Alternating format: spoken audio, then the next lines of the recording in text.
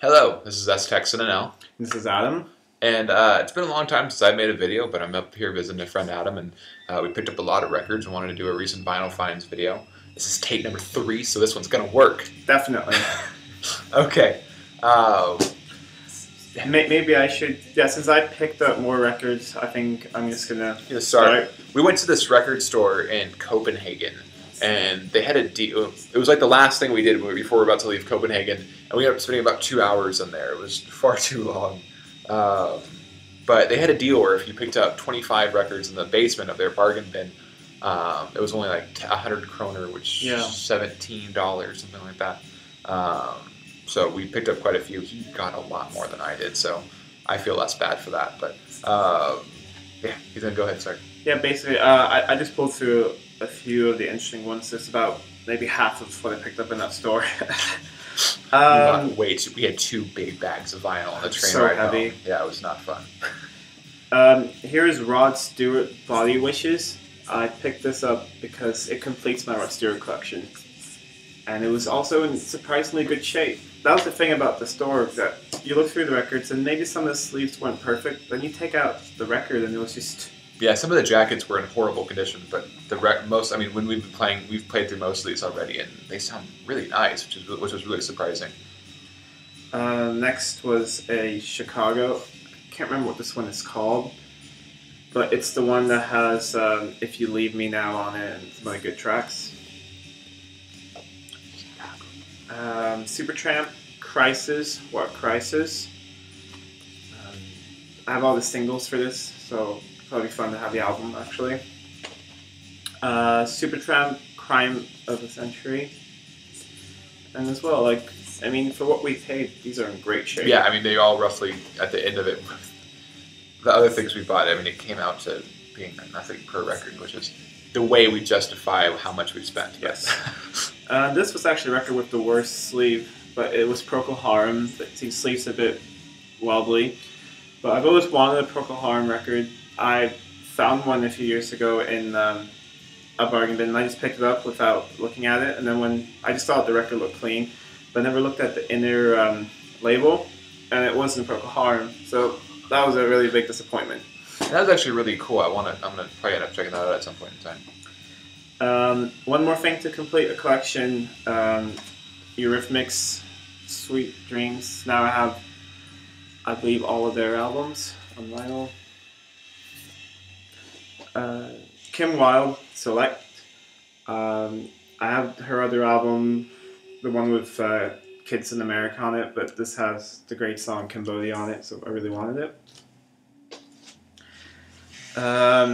Picked up an extra copy of one of my favorite albums, Manfred Mann's Earth Band Watch.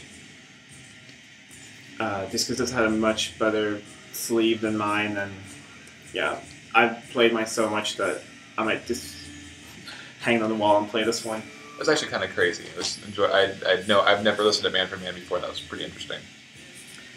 Here's another thing I just picked up, just to have an extra copy.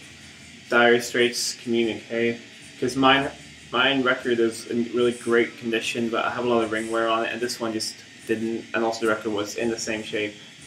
And just for that kind of money, you can pick up an extra copy. I also picked up an extra copy of Dire Straits' Love Over Gold, which is my favorite album by them, just because it has Telegraph. Tilt it down, you'll get more inside. Telegraph Road on it. And the reason I picked this up, because I think I have 4 copies of it, is because this one had different labels than all the other copies I have. Because it was a red Vertigo label, which I haven't seen before.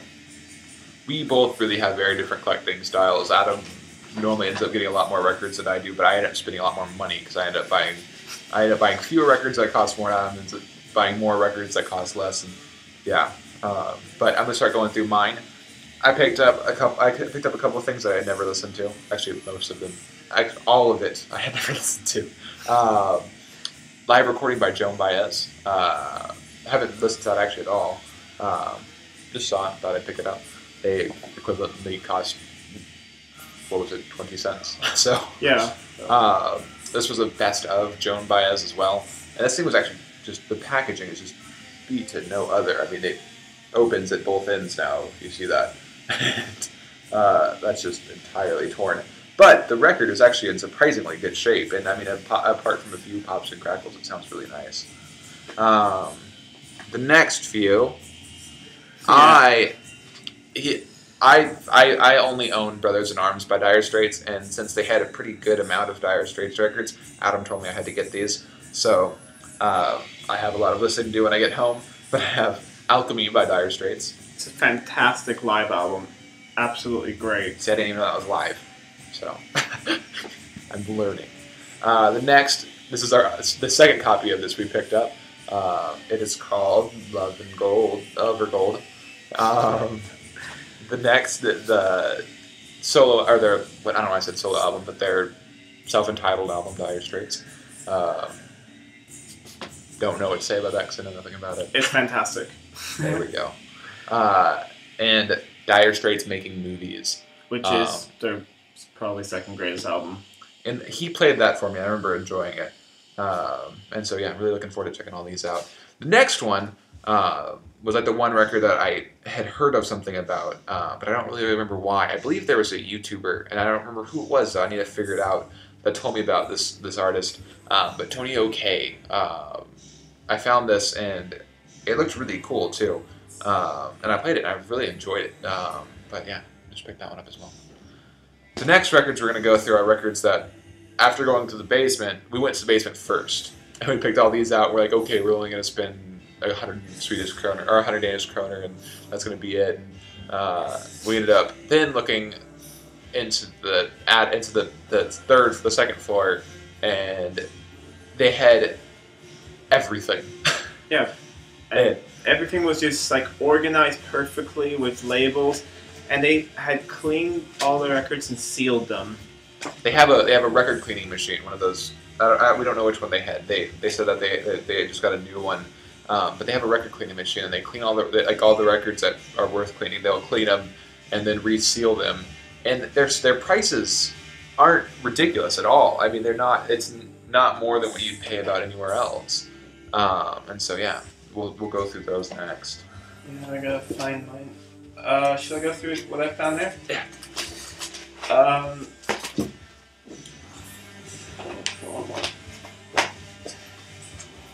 These are the ones I picked up. 2 of them are new and 2 of them are older albums. I wanted to pick up a copy of this for so long. The Postal Service gave up. But I just never got around to it because my wish list is way too big for me to be able to afford it. So, but this, I just really, really wanted it. And this was a great copy because it was the one that's on white vinyl, and I'm kind of jealous of because I'm the one who told him about the Postal Service, and then he ends up getting the cooler version of it. things I have the happen. lame black version. Then I just picked up the newest Block Party album, 4, just because it was there, and this, I believe, is a used copy. Like, I think someone bought it, played it once, did not enjoy it. Something, yeah. Because it's been opened up, but it looks like it's basically never been played. Yeah. The CD's in there and everything, so great find. Yeah, and it was much less than you would normally pay for, which is cool. And this is an album I've wanted for a really long time. The Stranglers, La Folie, I believe it's called, and it's just really great because it has great tracks like Golden Brown and How to Find True Love and Happiness in the Present Day. Yeah, that was really cool. And the next 2 I've really just wanted to have for a really long time. They're both by Enya, and it's just fantastic to find used records that are like new. The first one is Enya Watermarks, I believe it's called, and this is from 1988, and it looks like no one's ever really played it. So all the corners are perfect and everything. Second one was Enya Shepherd's Moon. I only had the singles on vinyl for these albums, and I played the CDs a lot, so I was really excited to pick them up. And we're in the second floor. They had this thing where if the records had a sticker on it, it was this little triangular sticker that you could get a deal on them. So like if it said 75 kroner, you'd pay 60, and if you bought like 3 records, you'd get the 3 of them for only 50 each. And we went like all these things, and all these records and came out and realized we had none with a sticker. I think no, Adam had one. I had one with a sticker. He had but one you, with a sticker. You need at least 4 to get Yeah. a discount. Yeah, and it was really annoying. But what I ended up getting there, one record I've been wanting for a while, Simon and Garfunkel's Bookends. I forgot. We didn't look this one up? Which pressing it was? But I believe it was like a mid 70s. I think we looked it up. Yeah, this was a mid 70s. Yeah, but it was just in great condition. The record sounds great, and I have a thing for just loving when packaging is great, and especially when the corners are all good and beautiful. It just makes me happy. But really excited to get that. Really cool. The next one I picked up was from somebody I hadn't heard of, or I've heard of before because I know he's releasing a new album. But I wanted to check out more because the single is fantastic. But Bob Mould, the album is called Workbook, and wasn't very expensive at all. It's not in the best of condition, but it sounds very nice. And, really got to pick that up. It's really pretty neat. Yeah, so I was glad I got that. The next one, I've never been much of a Beatles fan, but I've always wanted to own a White Album. I think I only have 2 other Beatles records I have. Let It Be and Abbey Road. yeah. And so I finally picked up a copy of the White Album. This is in quite good shape, and I think I paid, it was the equivalent of $44 US. But it's complete, and I don't necessarily need a copy that's this good, but the records sound fantastic. It has the poster and it has all the inserts and everything. I'm really glad I picked that up. It was really cool. I think we found this was a German